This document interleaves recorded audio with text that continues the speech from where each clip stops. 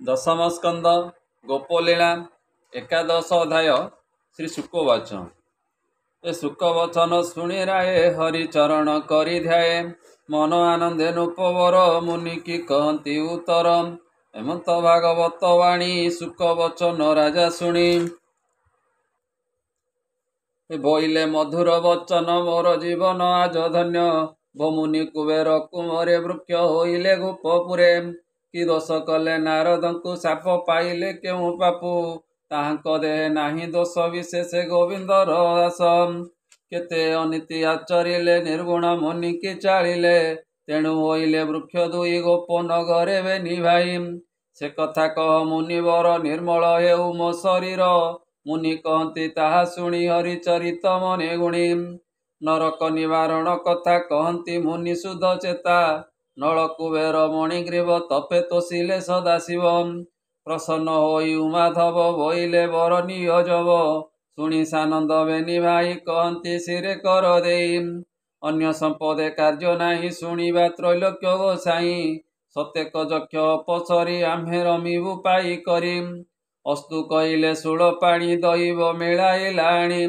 कन्या सतेक घेनी संगे मिलिले गंगा नदी लागे दैवे निधागर काल डेई पड़िले गंगा जलम बारुणी मध्य कले पान भोले होइले हत ज्ञान वस्त्र पालटी वृक्ष मोले कन्याए पशिगले जले करती नाना रंगे केली हास परिहास ढमाली हेमंत समय नारद जानते करती वीणानादम आश्रम नामे बदरिका तहिकी जाउछंती एका हरि भक्ति चित्ते ध्याई नाचंती वीणा वाद्य बाई कन्याए देखी मुनिवरे वस्त्र पिंधिले उठितिरे भये कंपति थरहर नपुण कोपे मुनिवर वृक्षर पछरे लुचिले नारद प्रत्यक्ष देखिले जले बेनी भाई क्रीडंती देखिले कन्याए नाहंती भोले चाहती चौदिगे वस्त्र ही नाही कट्टी भागे मदे अरुण बेनी आखि मुनि को चाहती निरेखी देखी नारद मुनिवर वीणा शबद कले स्थिर कूले रहिले आड़ होई हृदय विचारती चाहि एबेनी कुबेर नंदन मते होइले ज्ञान शून्य दैव कला यांकु नाश तेणु होइले बुद्धि ध्वंस स्वभावे रजगुण छंदे अज्ञान हेले मोह बंदे ऐश्वर्य मदर लक्षण त्रिविध अटे आजाण बहु स्त्री संग सुरापान दीक्त क्रीडारे रसे मन ऐश्वर्य मदे होई मत आत्मा निर्दय व्यक्तिवत नसर देह को अजर अमर परा करी स्थिर जीव हिंसती आनंदरे सोचना नथाई मनरे देहरु प्राण गले छाड़ी रही मृत पिंड पड़ी कुबेर नर देह हेले अंते नाश लभे भले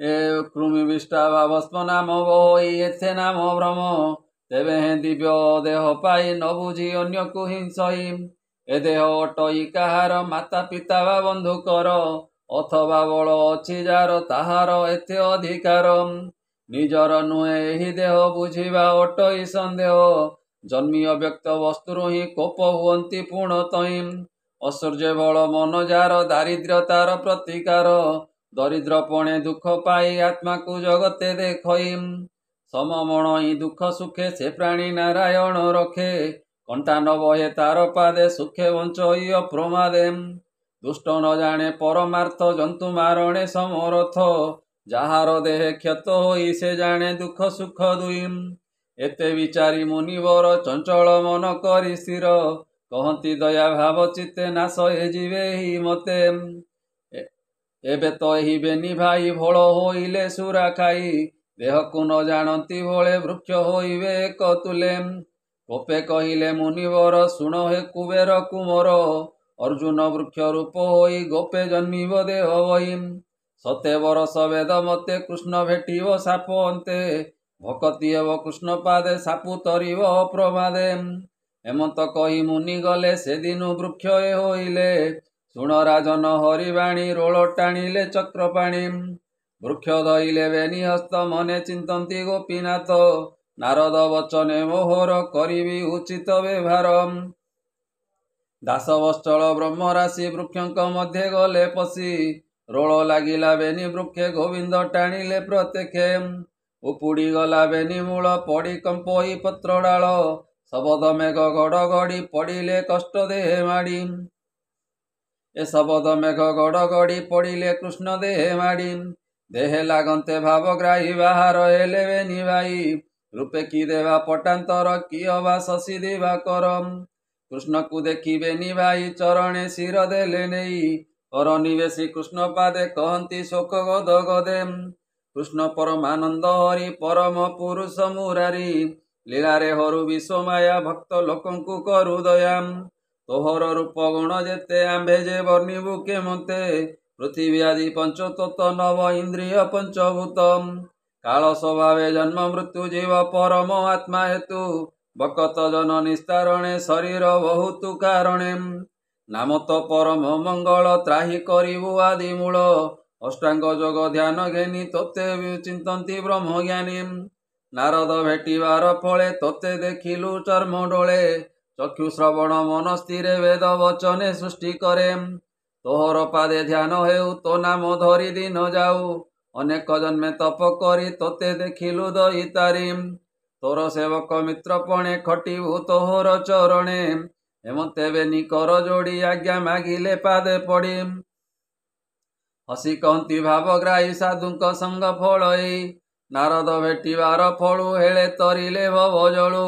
ମୋହର ପାଦେ ଯାର ମନ ମୋ ନାମ କରନ୍ତି କୀର୍ତ୍ତନ। ପରେ ରଖନ୍ତି ଦୟା ଚିତ୍ତ ମାୟାରେ ନୁହନ୍ତି ମୋହିତ। ଏହାଙ୍କ ଦର୍ଶନ ଯେ ପାଇ ପାପ ତାହାକୁ ନ ଲାଗଇ। ଶୁଣ ହେ କୁବେର କୁମର ଆନନ୍ଦ ହୋଇଯାଅ ଘର। ଭକତ ହେଉ ମୋର ପାଦେ ମୋତେ ପାଇବ ଅପ୍ରମାଦେ। କୃଷ୍ଣ ବଚନ ଶିରେ ଧରି ଉତ୍ତର ଦିଗେ ଗଲେ ଚଳି। ସେ ହରି ଚରଣେ ବିଶ୍ୱାସ କହି ଜଗନ୍ନାଥ ଦାସ। ଇତି ଶ୍ରୀମଦ୍ଭାଗବତେ ମହାପୁରାଣେ ପାରମହଂସ୍ୟାଂ ସହିତାଂ 82 ଦଶମ ସ୍କନ୍ଧେ ଜାମଳା ଅର୍ଜୁନ ମୋକ୍ଷଣେ ନାମ ଏକାଦଶ ଅଧ୍ୟାୟ। बोलानंदे कवार हरि हरि बोलम।